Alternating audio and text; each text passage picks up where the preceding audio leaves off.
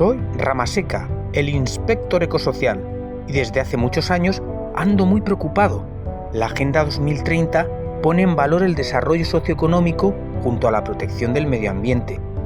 Y eso es precisamente lo que nos gustaría conseguir cuando los habitantes del mundo rural se exponen al despoblamiento y al abandono de sus montes y tierras. De este reto nace en Val d'Almonacid el proyecto ULGES, por el cual se fomenta el desarrollo económico, social y el cuidado de la naturaleza a través de una gestión participativa del y desde el municipio. El programa Una Caña de Poble nos permitirá viajar por la comarca e incluso más lejos para conocer las experiencias de las personas que llevan años luchando sobre el terreno por el mundo rural. Hoy nos cuentan su historia. ¿Nos acompañáis? Pensando en el futuro, construyendo en el presente y viviendo del pasado. Pueblos, comarcas, cultura, bosques, historia, todo confluye en lo que llamamos cultura. En el Alto Palancia un grupo de personas convergen para que no se pierda esa cultura, y una de ellas especialmente trabaja para que la historia se mantenga y de esa manera podamos construir lo que está por venir. Estamos hablando de Vicente Gómez Benedito y hoy lo tenemos con nosotros. Buenas tardes, Vicente, ¿qué tal estás? Hola, Héctor, buenas tardes. Muy bien, encantado de estar con vosotros. Yo voy a empezar preguntándote así un poco a nivel personal, ¿cómo y cuándo te sentiste atraído por la cultura del Alto Palancia y qué te ha aportado a nivel personal? Bueno, pues atraído desde siempre, ¿no? Lo que pasa es que de una forma ya implicada, pues posiblemente en la universidad. Y luego yo soy profesor, lo he sido siempre, y en los años 80 pues habían grupos de renovación pedagógica y a partir de ellos pues empezamos a investigar la comarca para implementar una serie de contenidos en el aula, ¿no? Teníamos un seminario que llevamos entonces de ciencias sociales y lo que intentamos hacer materiales curriculares en torno a la comarca del Alto Palancia para que los chavales se sintieran identificados con su comarca, ¿no? Para que la sintieran próxima a partir de la historia, de la geografía, del medio ambiente. Entonces, desde entonces estaba implicado. Luego, pues bueno, ya llevo muchísimos años en este mundillo y hemos creado diferentes grupos de acción para que la historia, para que la geografía de nuestras tierras, pues que no se pierda, que tengamos la capacidad de poder continuar con nuestros chavales para el futuro. Entonces, durante muchísimo tiempo ya. Y últimamente, que es por lo que me estáis entrevistando, bueno, últimamente hace ya 30 años, ¿no? Que no es poco, constituimos una agrupación, una asociación cultural, que se llama el Instituto de Cultura del Alto Palancia, y que el objetivo, como luego comentaremos, supongo, es precisamente eso, ¿no? La promoción cultural de nuestra comarca. Bien, entonces hacéis una gran labor al respecto en la comarca y claro, la cultura es la base de los pueblos y de las ciudades. Es importante que, claro, que se reconozca la educación con especial atención. ¿Y cómo crees que la preservación de este sentir cultural ayuda a moldear el futuro de los pueblos? ¿Crees que conocer nuestras raíces nos ayuda a ser más sostenibles y resilientes? Yo creo que sí, y más en este momento, ¿no? Mira, sobre todo con todo el proceso que estamos viviendo desde la COVID, ¿no? Del año 2019-2020. En estos momentos, la mayor parte de los pueblos pequeñitos del país valenciano, de la Comunidad Valenciana, está empezando a ganar población. En esta comarca, en el Alto Palancia, que habíamos perdido muchísima población. Esta comarca empezó el siglo XX con 42.000 habitantes. En este momento somos 25.000. Después de un siglo estamos justo a mitad de población. Pero ahora están recuperando poquito a poco. Y lo que parece que es un halo de esperanza, a nosotros nos proviene un poquitín, ¿no? Nos da un poquito de miedo, es como un riesgo. Porque entendemos que, por ejemplo, el área metropolitana de Valencia está creciendo de forma desmesurada, está fagocitando a todo lo que tiene alrededor, ¿no? Yo estos días me asombro cuando oigo y cuando veo los precios de los alquileres o el precio de la vivienda en Valencia, ¿no? Y que ya están superando Valencia ciudad, ya están entrando en Torrent, en muchísimas poblaciones, y ahora el siguiente anillo somos nosotros. Y a mí me da mucho miedo de que todo esto que nos viene encima no sepamos controlarlo y que acabemos siendo, con todo el respeto, ¿no? Pues Alacuás, Aldaya, donde hace mucho tiempo se perdieron la esencia de pueblos que eran de la huerta, que tenían su cultura y que hoy pues son un poquito pues un pueblo ciudad dormitorio, ¿no? Eso nos da muchísimo miedo.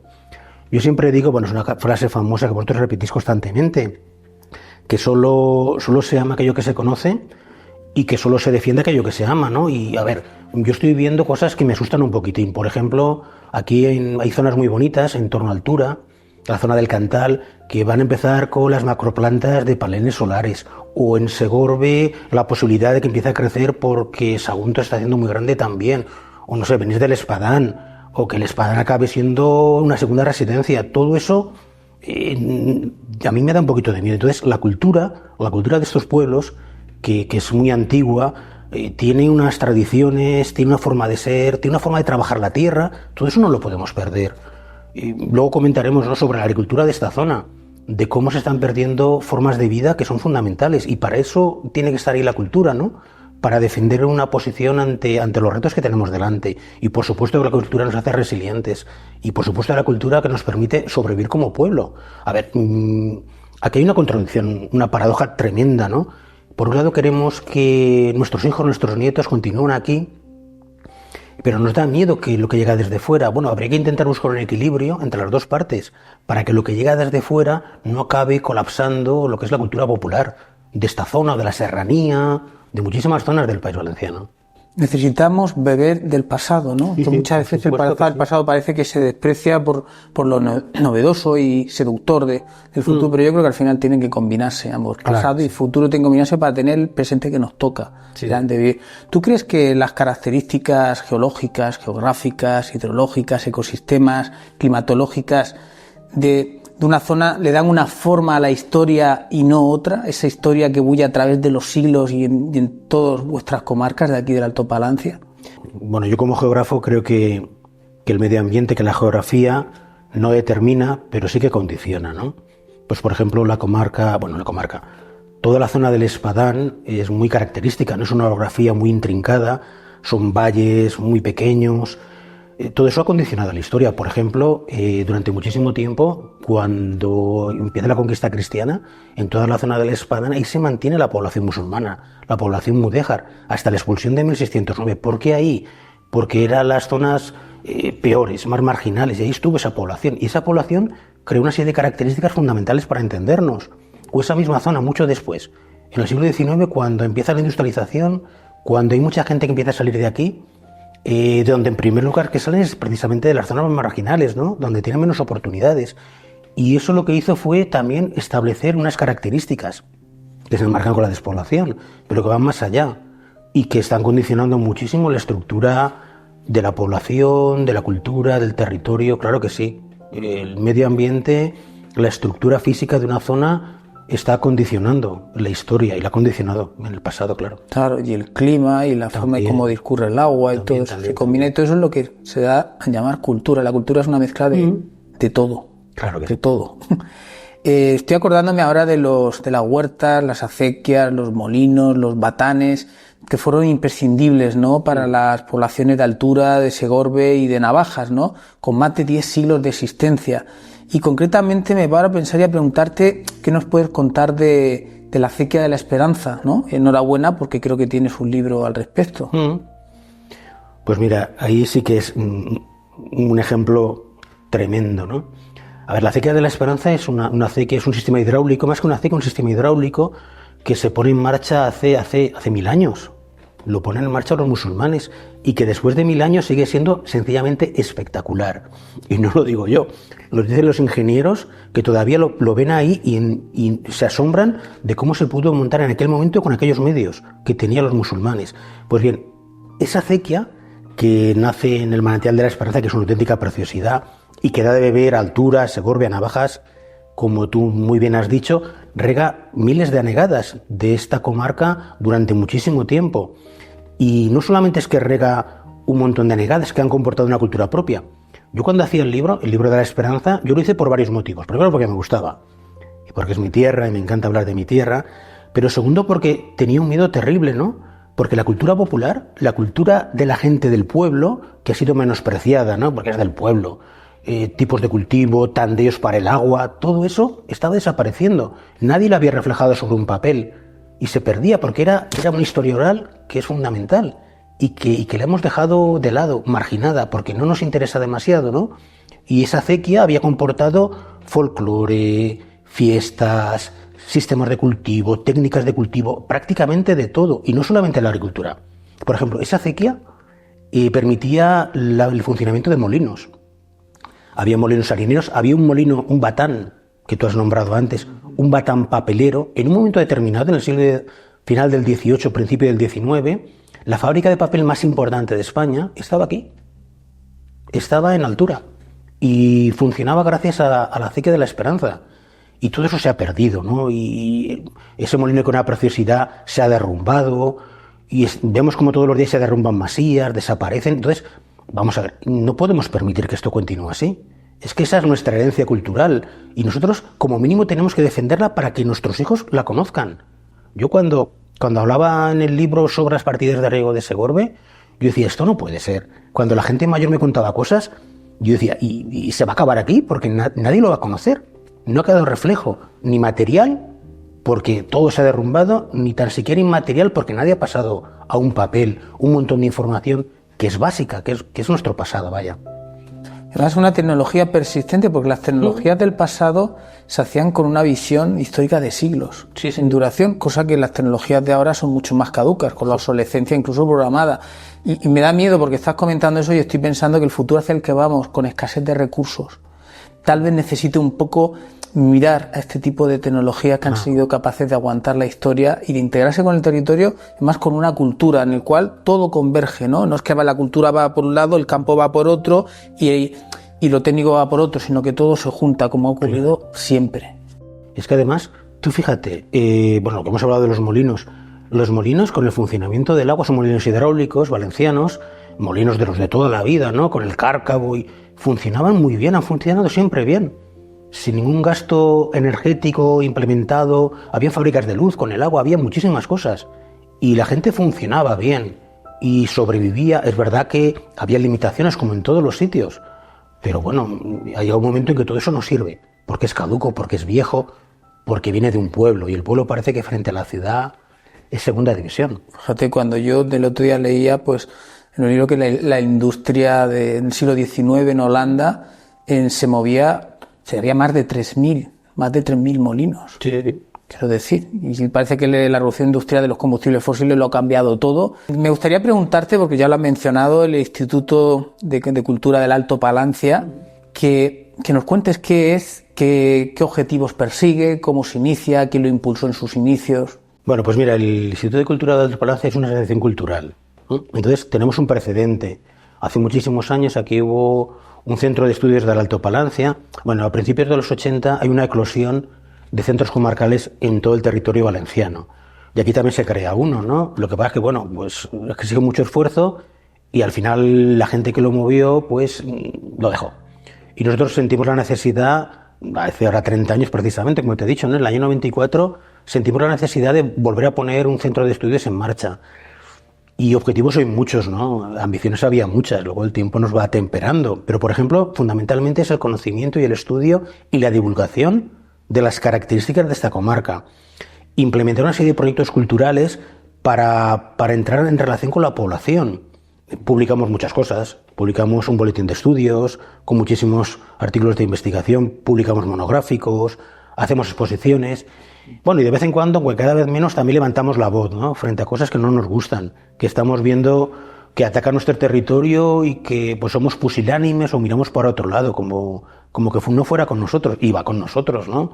Pues no sé, desde en este momento la invasión de las placas solares hasta las líneas de alta tensión, cosas que están afectando a una comarca rural, porque nosotros no nos entendemos, nunca lo hemos entendido, que somos la trastienda de una ciudad. Nosotros somos parte de un territorio y somos parte importante del territorio. Y lo que no puede ser es que nosotros y cualquier otra comarca rural, aquí vamos siendo la trastienda de Valencia Capital, porque ellos no quieran tener sus placas o su basura o muchísimas cosas. ¿Y tú cómo has vivido la evolución del instituto en los últimos años? Bueno, pues tantos años ya, un poco, esto es como todo, ¿no? Es como subidas y bajadas, ¿no? Ha habido épocas de muchísima fuerza y otras pues que hemos estado con los ánimos más bajos, ¿no? Nosotros al principio, cuando empezamos, nos sorprendimos muchísimo, porque nosotros siempre hemos intentado ser una entidad, una asociación independiente. Es verdad que de vez en cuando necesitamos del apoyo público en subvenciones, pero intentamos con nuestros socios tener criterio propio y investigar, publicar y exponer lo que nos da la gana. Lo que aquí consideramos que es lo importante, no lo que nos marca la administración de turno, que pasa muchas veces, ¿no? Lo de tener el comedorito para que te pongan ellos el cacao y tú te lo comas, pues si es posible, no. Entonces, ha habido momentos, al principio fue espectacular porque se apuntó muchísima gente. Nosotros al principio teníamos más de 500 socios de toda la comarca. Entonces, 500 socios en una comarca rural, 500 socios de una entidad cultural, que no es un equipo de fútbol. Es una cosa más que interesante, ¿no? Luego, pues tuvimos, cuando vino la crisis del 2008, pues nos pegó un varapalo tremendo, ¿no? Porque mucha gente, por cuestiones económicas, pues no pudo mantener la asociación, se fue y nos quedamos unos 300. Entonces, ha habido épocas de subida y de bajada. Pero bueno, yo creo que siempre hemos mantenido un poquitín el ideal o el norte de que somos no importantes, pero son un poquitín necesarios, ¿no? De que las entidades comarcales y locales de las zonas de interior tenemos que estar ahí, en el Racó de Ademús, en la Serranía, en l'Alto Palancia, en los Ports de Morella, porque al final es lo que va a permitir que dejemos, como he dicho antes, una herencia cultural. Bueno, que no se pierda, esa herencia no es nuestra, que no se pierda. Que alguien la transmita, ¿no?, a la gente que está llegando, que no es fácil, ¿eh? No es nada fácil. Sin esa memoria del pasado, ¿cómo vamos a construir lo que está por venir? Es muy difícil. Antes habías mencionado lo de los boletines y los monográficos, y yo te quiero preguntar cómo está respondiendo las personas, la gente, cómo está respondiendo a ese tipo de actos culturales, como por ejemplo. Bueno, en cuanto a las publicaciones, vamos a ver, el boletín de estudios va dirigido directamente a los asociados, ¿no? Bueno, que tenemos gente, pues en Barcelona, en Madrid, te puedes imaginar, ¿no? Es un poquitín más para la gente que tiene una formación. Entonces, los boletines son para asociados, pero hemos hecho monográficos, por ejemplo, de la Cita de la Esperanza. Hemos hecho, bueno, el último que hemos hecho de Vicent-Peris, que cumple 500 años con las Germanies. La verdad es que el resultado ha sido increíble también, porque hemos llegado a hacer ediciones por encima de 1000 ejemplares, eso sí, con el apoyo de otras entidades, porque nosotros solos no podemos, y la gente ha respondido, ¿no? Y yo creo que no solamente los tiene en la estantería, los ha leído, porque me consta. Y luego, pues por ejemplo, nosotros de forma habitual hacemos conferencias, traemos a gente que ha participado en los boletines o que ha editado libros con nosotros, y si tenemos público y exposiciones. La última que hicimos, la de los 500 años de la muerte de Vicent-Peris, que Vicent-Peris era segorbino, nació en Segorbe, y queríamos rememorarlo porque era uno de los personajes olvidados, pues la respuesta fue espectacular. Desde el mes de julio hasta octubre de este año 2023 hemos tenido gente continuamente en todos los actos que hemos llevado. Eso no es lo que nos da un poquitín de oxígeno, es decir, pues vamos bien, ¿no? Al final la gente, aunque estemos en una comarca con poquita población, responde y nos apoya. Y porque todo esto que nosotros vamos haciendo, yo siempre digo que también es patrimonio, ¿no? Patrimonio inmaterial. Esto acabará siendo unos libros que estarán ahí, que algún día la gente podrá leerlos también, no solo que estamos hoy aquí, y que nos darán referentes para poder continuar. Por lo tanto, yo creo que en principio bien. Acabas de mencionar un personaje insigne, entiendo, de la comarca, pero yo te preguntaría cuántos más hay personajes cuáles a lo mejor nos podrías poner de ejemplo, que destacaran o resaltaran, y por qué, que nos explicaras por qué destacan especialmente. Vale, pues voy a hacer un pequeño paréntesis, ¿vale? ¿Me vas a permitir? Sí. Luego te hablaré de un montón de personajes, porque algunos los he investigado yo, pero yo cuando hablamos de personajes siempre me acuerdo de todos. Me explico, del pueblo. Sí, hay una frase muy chula que habéis oído seguro de Bertolt Brecht, que decía: ¿quién construyó las pirámides, no? Las pirámides de Tebas. Sí, las construyeron los faraones, dice la historia, ¿no? Dicen los libros de historia. Y él dice: ¿y llevaban ellos las piedras? ¿Llevaron los faraones las piedras para hacer las pirámides? No, la llevaron los esclavos, la llevó el pueblo. Pues aquí pasa lo mismo. Aquí ha habido gente durante muchísimos años, generaciones y generaciones, que han permitido que continúe la agricultura, los molinos. Esa es la gente, de verdad. Esa es la que nos ha permitido seguir aquí. Los que te voy a contar ahora está muy bien. Es muy peliculero, muy de libro, pero esa otra gente, la cultura popular, esa es la de verdad. Esa es la que hace pueblo, la que hace territorio, la que hace futuro. La que día a día se levanta muy pronto, que no tiene nombre para salir en un libro, pero que al final es la que defiende una posición en la vida, que es la de tener una vida digna, ¿no? Y mantenerla y perpetuarla con los demás. Yo lo pienso muchísimo. Los obreros, los agricultores, sí, todos. Que son personas que no tienen así premios y renombre y alfombras rojas, y son realmente los que nos mantienen con vida, porque atañen a las necesidades básicas. Sí, yo como historiador, fíjate, hay una corriente histórica que se llama la historia desde abajo, que es intentar conocer a la gente del pueblo, ¿no? Lo que pasa es que, claro, la gente del pueblo no deja un rastro documental, no aparece en los archivos, no tenía importancia. Sí que la tenía como pueblo, pero no a nivel político, administrativo. Entonces un poquitín se va perdiendo y eso es lo que no tenemos que permitir. Bueno, pero he hecho el inciso y el paréntesis. Me parece un gran inciso. Y pues sí, aquí, mira, el Vicent Peris, ¿no? Yo hice un libro sobre él, se publicó y se editó hace unos poquitos meses. Pues ese señor, no sé si lo conocéis, hace 500 años ocurrió las Germanías de Valencia, que fue pues cuando el pueblo se levantó frente a la opresión de una estructura feudal, absolutista. Y este señor era un velluter, un señor que se dedicaba a hacer, era un maestro velluter del barrio de velluter de Valencia, se dedicaba a hacer tela de seda. Y junto con más velluters y junto más gente del pueblo, pues se alzó para conseguir un sistema más justo, ¿no? Para que no los oprimieran, para que no los vejaran. Y me parece que es una historia increíble de este hombre. Y luego hay otro también que es de los que siempre se han marginado y olvidado. Es un tal Julio Cervera, que ahora se ha hecho muy famoso porque, bueno, ahora, murió ya hace, casi va a hacer 100 años. Este hombre ahora se le asigna la invención de la radio, en lugar de Marconi a él. Y este hombre es un tío espectacular. Este hombre exploró el Sáhara, llegó a un acuerdo para que el Sáhara español pasara a manos de España, sin pegarle un tiro, a través de un convenio. Fue político, fue inventor, no sé, es un personaje increíble, ¿no? Y que había sido olvidado, porque era republicano y porque era masón. Y en aquellas épocas, pues eso se pagaba duro, ¿no? Y ha sido recuperado. No sé, aquí en Segorbe pues hubo una reina, María de Luna, la esposa de Martín el Humano, el rey de la Corona de Aragón. Ha habido un famoso botánico, que es Carlos Pau, uno de los mayores botánicos de toda la costa mediterránea, que también, pues en fin, estuvo silenciado durante muchísimo tiempo, ¿no? Que por ejemplo está muy reconocido en Barcelona y muy poquito en Valencia. Pues la lista podía ser muy larga.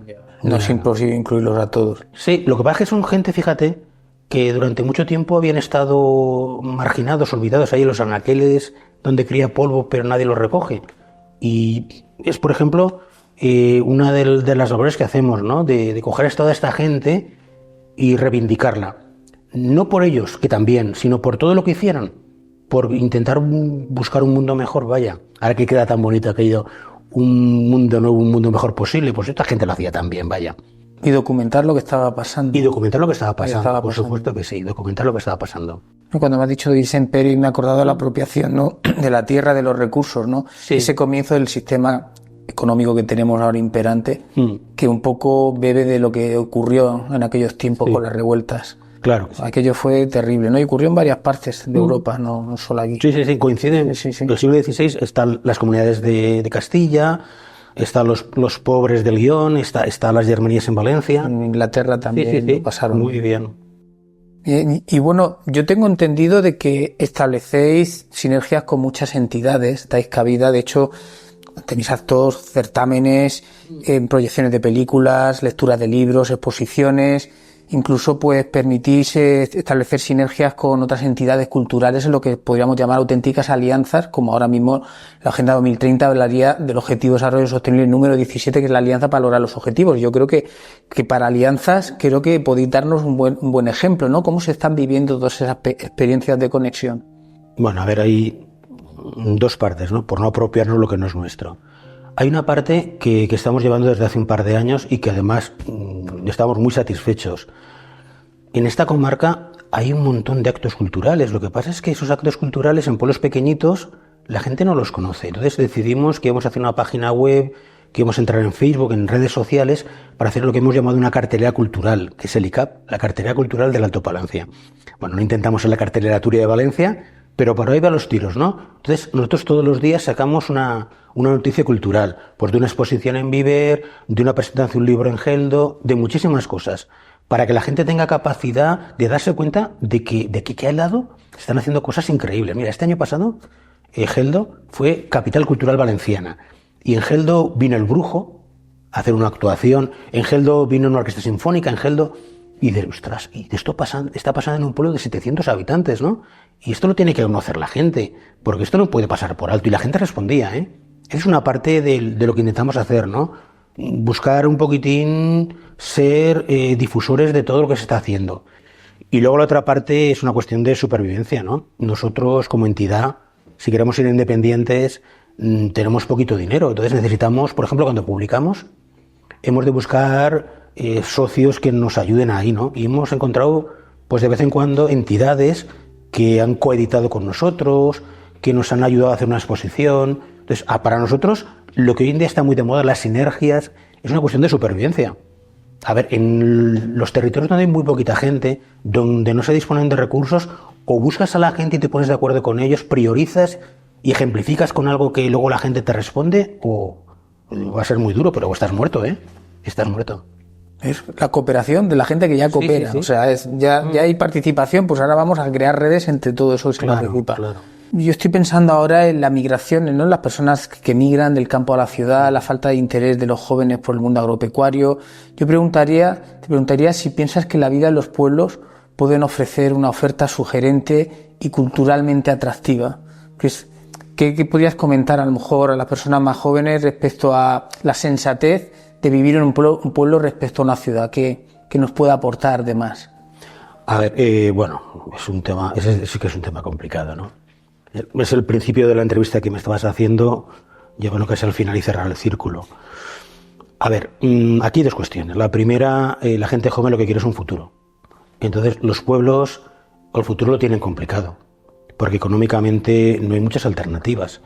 Entonces, está muy bien todo aquello que nos cuentan, de incardinar con el territorio, de crear alianzas, de establecer empresas pequeñitas, pero luego los chavales, es normal, como te pasa a ti y a mí, lo que buscamos es pues nuestra vocación, nuestro interés y ir a otro sitio, ¿no? A buscar una mejor posibilidad de vida. A mí eso me preocupa mucho, porque sí que es verdad que a la gente le encanta la comarca. Bueno, esta comarca como otras muchas de interior, porque es tranquila, porque estás en contacto directo con la naturaleza, porque tienes a tu gente. La gente no se va de un sitio a otro porque le gusta, la gente se va por necesidad y tienes a tu gente y vuelves a ella. Pero claro, cuando entramos en la dinámica de aquello de los movimientos pendulares, de todos los días ir y volver a Valencia, con lo que supone de huella ecológica, ¿no? De gasto de recursos energéticos, de contaminación, no sé, a mí me da un poquito, como mínimo, de prevención. Es verdad que el futuro nos depara cosas completamente nuevas, por ejemplo, el teletrabajo, la posibilidad de trabajar en pueblos pequeñitos en la provincia de Teruel, que está pasando. Entonces, claro, ahí entraría la segunda parte. La segunda parte es aquella que tiene que ver qué ofertamos, ¿no? Aparte de la cuestión económica, que será complicado, ¿no? A nivel cultural, ¿qué ofertamos? Y yo creo que los pueblos pequeñitos en los últimos años están teniendo capacidad de ofertar muchísimas cosas. Sí que es verdad que a lo mejor para la gente joven la oferta cultural no casa siempre con sus necesidades, ¿no? Porque alguno dirá, oye, a mí que me presentes un libro, pues no sé, ¿qué quieres que te diga? Pues no me gusta demasiado. Pero es que hay un abanico, mira, yo el otro día lo estaba comentando con un compañero, ¿no? En la Sierra de Espadán, ahora hay la Asociación del Castillo de Almonacid, está haciendo rutas interpretativas para conocer el territorio. Está participando gente más joven, porque hay gente que los lleva allí y les explica lo que están viendo, ¿no? A nivel medioambiental, a nivel histórico. Por ejemplo, aquí, por desgracia, la guerra civil fue durísima, ¿no? Esto fue el frente de batalla en la defensa de Valencia. Y aquí se hicieron trincheras, una famosa línea XYZ que bordea todo el Espadán, todo el altiplano. Pues hay pueblos que han puesto en marcha, han reivindicado todas esas trincheras, las han revalorizado a nivel cultural y está yendo mucha gente, ¿no? Y eso lleva pues a lo mejor a hacer una conferencia sobre los campos de aviación que había en el norte de la comarca o para ver cómo la gente sobrevivía y te das cuenta que la gente va entrando, ¿no? Es complicado, pero bueno, nada es fácil en esta vida, absolutamente nada. Yo desde luego si la cultura tiene que ser la cultura Disney, pues conmigo que no cuenten, ¿no? Si esto tiene que ser un parque temático, pues mejor que no. Si tiene que venir la gente, que venga para conocer la comarca, para conocernos a nosotros y para nosotros evidentemente no cerrarnos y ser capaces de implementar con ellos pues un desarrollo que es posible, ¿no? Y que tiene sus raíces en la historia en muchas ocasiones. Me has puesto de ejemplo ocio educativo y que más interesante, ¿no? Que a veces asociamos el ocio a consumir más recursos, claro. El planeta no puede ser, pero si asociamos el ocio a la cultura, que es algo más inmaterial, lo que ponemos es generar puestos de trabajo y además experiencias gratificantes. Sí. Y para ir acabando, no sé, ¿qué ¿qué te gustaría decirme en relación a ese interés de potenciar el mundo rural? Ya has mencionado mucho, pero si tuvieras que acabar en alguna o dos frases, ¿qué te gustaría decir? Bueno, a ver, yo creo que el mundo rural es importantísimo, ¿no? A ver, si hay ciudad es porque hay mundo rural, si no la ciudad no estaría ahí. Sí que es verdad que últimamente pasa una cosa que también es un poquitín preocupante. Parece que todo empieza el día que Sergio del Molino publica el famoso libro La España vaciada. Bueno, la España vaciada estaba desde mucho antes ahí y había mucha gente luchando por que no ocurriera. A ver, no es que de momento todo se descubre y ahora todo es muy bonito y todo lo vamos a cambiar. Yo creo que lo que hay que hacer es defender, estar junto a un montón de asociaciones, no lo digo por la nuestra, un montón de asociaciones muy pequeñitas que están haciendo territorio, que están haciendo cultura. Yo qué sé, mira, en este momento cosas increíbles. Supongo que será competencia desleal, no lo sé. Pero a través de la Diputación de Castellón hay pueblos pequeños que están consiguiendo películas, bueno, serán de Cineclub o no, y la están proyectando en pueblos pequeñitos para hacer luego un debate para... Es un pueblo muy pequeño, y dices, ostras, chapo, tío, has conseguido que la gente vaya allí, que vea una película, que pueda hablar de ella. Tú me estabas comentando antes de Joaquín Araujo. Joaquín Araujo vino a Geldo y para tener allí un debate con la gente, para establecer cómo veía el mundo, ¿no? Y la gente le respondía y actuaba. El otro día vino a presentar aquí Martínez de Pisón, Castillos de Fuego, que es el último libro, el No va más, y vino aquí porque se encontraba a gusto el hombre. Y todo eso es a potenciar a ver, a mí no me importa que venga gente y que traiga ideas nuevas, cuantas más mejor, ¿no? Pero potenciar precisamente a la gente que está trabajando durante muchísimos años aquí, que no se ha ido, y que son los que mantienen esa cadena, que cada vez ese hilo cada vez más débil, ¿no? Que no se rompa, que lo que pasó se pueda continuar en el futuro, para bien y para mal. Yo me estoy dando cuenta, para que nos estén escuchando, que en el Alto Palancia están ocurriendo cosas, ocurrieron y siguen ocurriendo, y que esto no es un fenómeno aislado, que nos quedemos con la sensación que el mundo rural se mueve, la cultura se mueve, y yo quería darte las gracias por todo lo que nos has aportado y compartido, porque realmente ese entusiasmo con que lo has contado nos cala hondo. Muchas gracias. Gracias a vosotros, Vicente. Muchas gracias. Esta tarde nos hemos estado empapando de historia, de cultura, de bosques, montañas, un poco todo lo que conforma la cultura, son muchas cosas. Esto representa un espacio físico y un espacio intelectual, un espacio eminentemente rural, puesto que transita del pueblo hacia la tierra. Las comunidades del futuro necesitarán de mucho conocimiento.